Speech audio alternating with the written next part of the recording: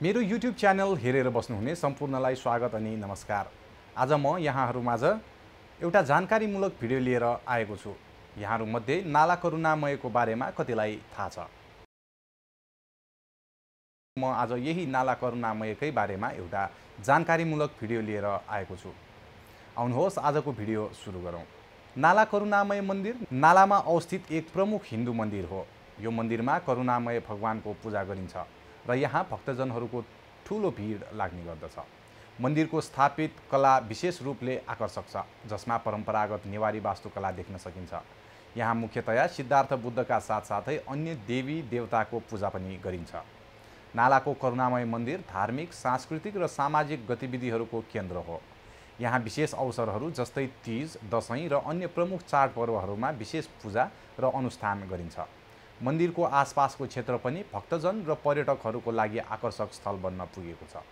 यस मन्दिरमा भक्तजनहरूले आफ्नो समस्या र दुःखको समयमा करुणामय भगवानको श्रद्धापूर्वक पूजा अर्चना गर्ने गर्छन्। यसर्थ नालाको करुणामय मन्दिर केवल धार्मिक स्थल नभएर समुदायको एकताबद्धता र सांस्कृतिक धरोहरको प्रतीक पनि रहेको छ।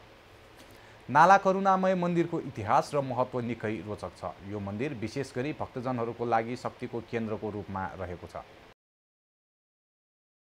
नाला करुणामयको स्थापनाको इतिहासलाई हेर्ने हो भने सही मितिको बारेमा बहस भइरहेको छ, तर एउटा स्रोतले 7औं शताब्दीको लिच्छवी कालमा भएको हुन सक्ने र अर्को स्रोतले 651 ईसापूर्वको हुन सक्ने बताएको छ। नालामा मूर्तिको आगमनको वरिपरि किम्वदन्तीहरू पनि छन्, जसमा चोरहरूले मूर्ति चोरेको र वासुकी नागले आँधीबेहरी निम्त्याएको भन्ने मान्यता पनि रहिआएको छ। नाला करुणामयको पर्व 1935 ईस्वीमा सुरु भएको पाइन्छ। जे भए पनि नालाको करुणामय मन्दिरको इतिहास निकै पुरानो छ। यो मन्दिरको सम्बन्ध विभिन्न पुरातात्विक कृतिहरूसँग पनि जोडिएको छ, जसले यसको धार्मिक र सांस्कृतिक महत्त्वलाई झल्काउँछ। स्थानीयहरूको विश्वास अनुसार मन्दिरलाई स्थापना गर्ने क्रम र यसको इतिहासले यहाँका देवताको महत्त्व र योगदानलाई दर्शाउँछ। मन्दिरको निर्माण र विकासमा स्थानीय नेवार समुदायको ठूलो योगदान रहेको पाइन्छ। यहाँको पवित्रता र महत्त्वको कारण समय-समयमा विभिन्न राजा र रानीहरूले मन्दिरको पुनर्निर्माण र विस्तारमा सहयोग गरेको पाइन्छ। मन्दिरको वर्तमान संरचना र वास्तुकला उहाँहरूको योगदानको परिणामस्वरूप विकसित भएको मानिन्छ। नालाको करुणामय मन्दिरमा भगवान करुणामयको पूजा गरिन्छ, जसलाई दया र करुणाको प्रतीक मानिन्छ। भक्तजनहरू यहाँ स्वास्थ्य, समृद्धि र भावनात्मक शान्तिका लागि प्रार्थना गर्न आउने गर्दछन् भने विशेष अवसरहरूमा सांस्कृतिक चाडपर्वहरू मनाउने स्थलको रूपमा पनि प्रयोग हुँदै आएको छ। यस मन्दिर केवल धार्मिक स्थल मात्र नभई यसले समुदायलाई एकता र सहयोगको भावना प्रस्तुत गर्न पनि महत्त्वपूर्ण भूमिका खेल्दै आएको छ। नाला करुणामय मन्दिर स्थानीय समाजको पहिचानको प्रतीक हो र यसले समयसँगै जीवित रहेका परम्परागत मूल्य र संस्कृतिको संरक्षणमा महत्त्वपूर्ण भूमिका खेल्दछ। यसले धार्मिक, सांस्कृतिक र सामाजिक सन्दर्भमा गहिरो प्रभाव पार्दछ। नाला करुणामय मन्दिरमा विभिन्न महत्त्वपूर्ण चाडपर्वहरू धुमधामका साथ मनाइन्छन्, जस्तै तीज, दशैं, माघे सङ्क्रान्ति, फागु पूर्णिमा, कृष्ण जन्माष्टमी, राधाष्टमी जस्ता चाडपर्वहरूमा यहाँ विशेष पूजा आराधना र अनुष्ठानहरू हुने गर्दछन्।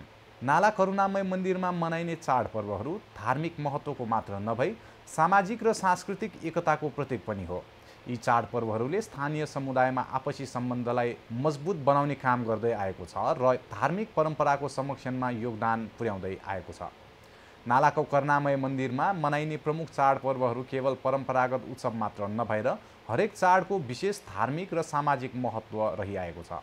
नाला करुणामय मन्दिरमा मनाइने चाडपर्वहरू स्थानीय समुदायको धार्मिक, सांस्कृतिक र सामाजिक जीवनसँग गहिरो रूपमा सम्बन्धित छन्।